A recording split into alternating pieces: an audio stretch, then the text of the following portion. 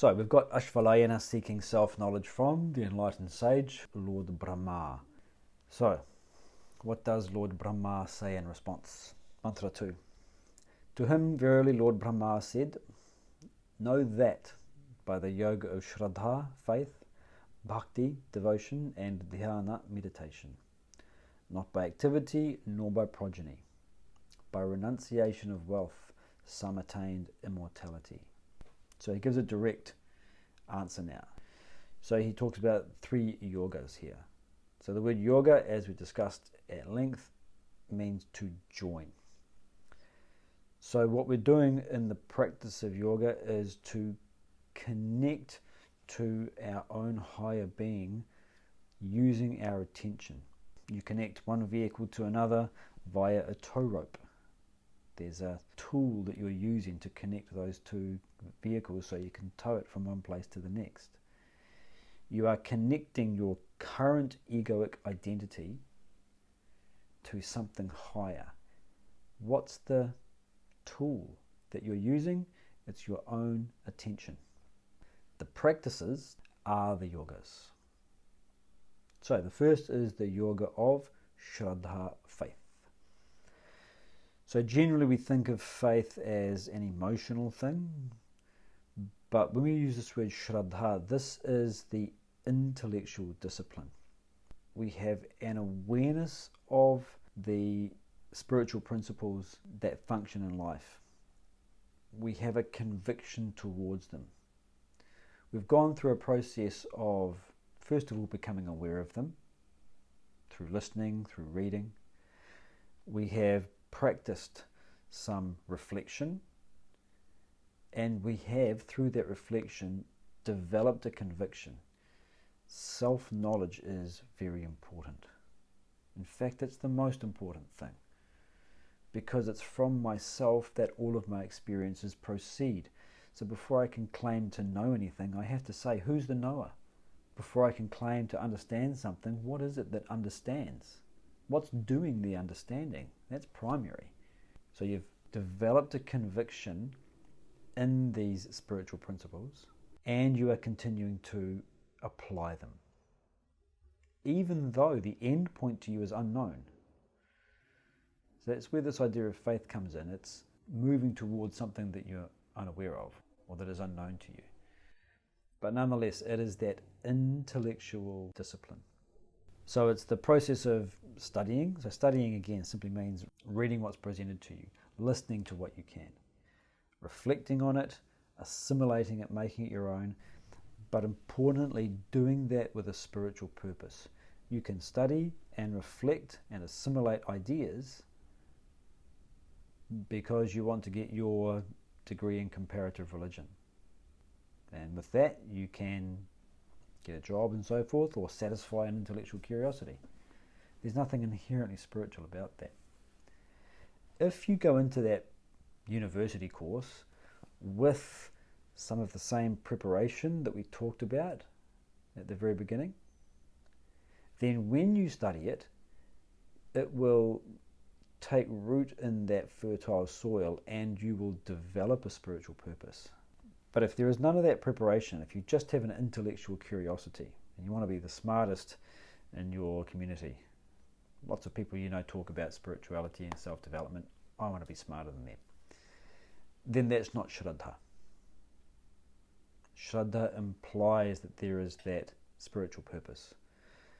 And what is spirituality? How would you describe what a spiritual purpose is? What is spirituality in general? Answering the question, who am I? So when you're answering a question, it implies that you recognize you don't know the answer. Who am I? You've got to figure it out. So spirituality is the search for understanding who and what you are. So this is the first of the yogas, that intellectual discipline. Pairing with that is bhakti, or devotion. Devotion is love. Love, again, is that unity that we talked about. Becoming one with something. But we use the word devotion to indicate that the object to which you are connecting is higher. Higher in the sense that it is more fundamental, and it is unknown to you. So a good analogy here is the relationship between a parent and a child. They love each other. There's mutual love. They're in love with each other. But it's not equal. The child's love is a deference to something higher. The child doesn't understand or know the adult's psyche, doesn't know the adult's mind, doesn't know what it's like to be the adult. And for the child, the adult has always existed. But that's asymmetrical. The parent can see the child's state of mind and know what it's like. I know what it's like to be a child. I've been there. I know what you are going through. I can see you in ways that you don't know. And the adult, of course, knows what it's like to live without the child. For 30-something years, there was no child, but I was here, and now you are here. So the parent loves the child. The child is devoted to the parent. It's a good analogy for thinking about the distinction between love and devotion, that there is a direction. You are devoted to your guru. The guru loves you. The guru's not devoted to you. You're devoted to truth. There's this thing which is real, which pre-exists me and will outlast me, and I don't know what it is. But I have to find it. I have to reach it. I have to get closer to it. You're devoted to it. I love my car. You're not devoted to your car. You love it. I love money. Good, you should love money, but don't be devoted to it. It's not higher than you. So when it comes to devotion, we can't choose not to love. We always will. We will connect ourselves to things in the world with our emotions. We'll become one with them.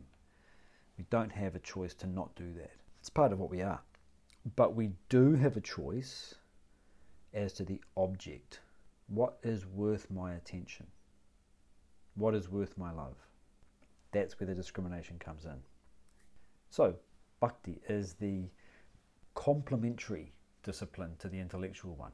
If we just have an intellectual discipline without the bhakti, it becomes dry, arrogance. And devotion without the intellectual discipline is just warm fuzzies. It's just good feeling without any direction. So it needs to be balanced. And so you get these two disciplines blending, head and heart. When we practice in this way, with both the intellect and the mind flowing in confluence towards that higher truth, that's how we purify the personality of sins, of ego and egocentric desires and attachments. We are able to clearly see in 3 dimensions, if you like, what was previously just written in 2 dimensions on the page. It's like the stereoscopic images that you've seen, those Magic Eye books. You have a sort of a mess of patterns in front of you. Look beyond it, and you could actually create 2 images which overlap.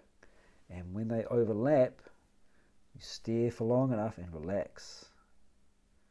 It's a really good analogy because you are putting effort in to stare, and you're holding your gaze at the right focal point, and you must relax. And what happens is you gradually see an image starting to form in 3 dimensions, and then it snaps into place.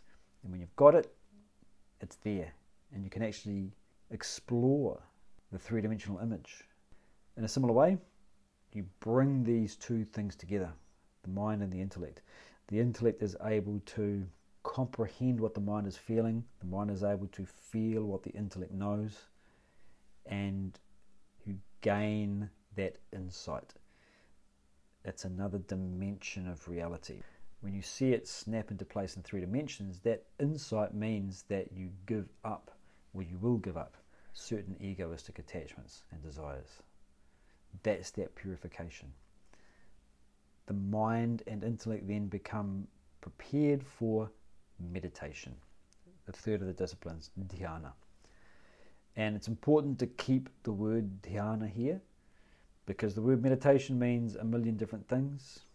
Sit and watch the breath. That's breath meditation. Sit and watch the eruption of thoughts from the mind. That's mindfulness meditation. Fine. Walk and observe the perceptions on your feet, on your skin. That's a walking meditation. The word dhyana here refers to single-pointed focus on a chosen thought to the exclusion of all other thought. So the mind and intellect have converged down to a single point.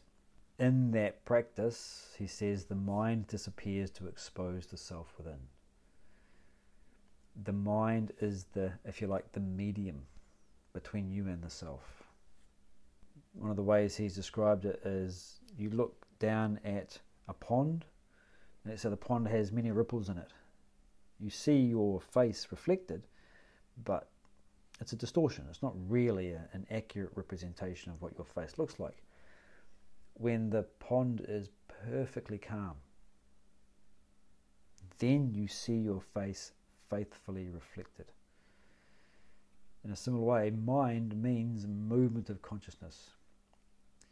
In the yogic text by Patanjali, he says yoga is the cessation of vritti. Vritti you can think of as little whirlpools, vortices of consciousness. When those vortices of consciousness cease, perfectly calm mind faithfully reflects the self within. Or as he says, the mind actually disappears. So the mind is movement of consciousness. When the movement of consciousness ceases, the self within is revealed. So Ashvalayana asked the question, how do I get Brahman? How do I perceive that? Intellect and mind leading to meditation to expose the self within.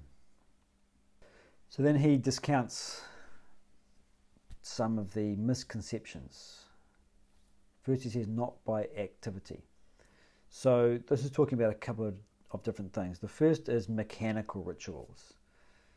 So you go to the temple, the church, the mosque, you do your rituals. There's an idea that by mechanically performing rituals, I'm gaining credit. And if I gain enough credit, at some point the balance will tip and I'll gain realization. That mechanical, mindless performance of rituals without really holding on to the higher purpose is of limited value. Even selfless service, if it's done without that higher thought, at very best it can only help to prepare the mind and intellect. It's better to at least be associating yourself with spiritual practices than it is to be associating yourself with the acquisition and the aggrandizement of material wealth, for example. Yeah, of course, it's better to be in one than the other. But at best, all you're doing is associating yourself with ideas, so that when a higher idea comes in, maybe you'll be receptive to it. But the activity itself is not going to help. So all of the practices that we perform, think of them as that. I'm getting ready for the real practice. Hitting a tennis ball against a wall, that doesn't help you win Wimbledon. It doesn't help you win the tennis tournament. It prepares you to do it, but if you spend your life hitting a tennis ball against a wall, you're never going to win a tournament. So activity does not remove ignorance, and not by progeny. So this is obviously a misconception around the idea that the family that I'm born into indicates my spiritual status. And this is how you get the degradation of the caste system. Well, if my parents were Brahmanas, I must also be Brahmana. That's my social status now. I'm ready for spiritual enlightenment because look where I'm born into. Sure that is, not for them. Maybe in another lifetime. So it's not bestowed by any kind of social status.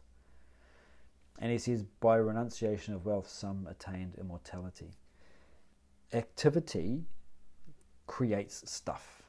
whether it's material stuff, emotional or intellectual stuff, activity generates wealth. The growth that we're talking about when it comes to spirituality is achieved by renouncing wealth. You give it up. So you're not generating more identity. The more stuff you know, the more you can claim to be knowledgeable, the more you can grow or develop an identity around it. So even your identity is a sense of wealth. If you have renown in the community, that's your outward facing identity. You can use it, you can trade on it. It's valuable, you should maintain that. Good name in man and woman is the immediate jewel of their soul. Who steals my purse steals trash. But take from me my reputation, it's a measurable loss. So, it's valuable, but remember that you're accumulating. Whereas the spiritual growth that we're talking about comes from giving up. And when we say giving up, it means giving up the attachment to it. It doesn't mean you give up your cars and your identity and your renown and your fame and your family. It doesn't mean you walk away from them physically. It means that you give up your egoic relationship with them. So you can be a parent and give up your family. And of course you're still with them. You're still loving them, you're still serving them, you're still enjoying them, but you've given it up in the sense that your identity has thrown off what it's not.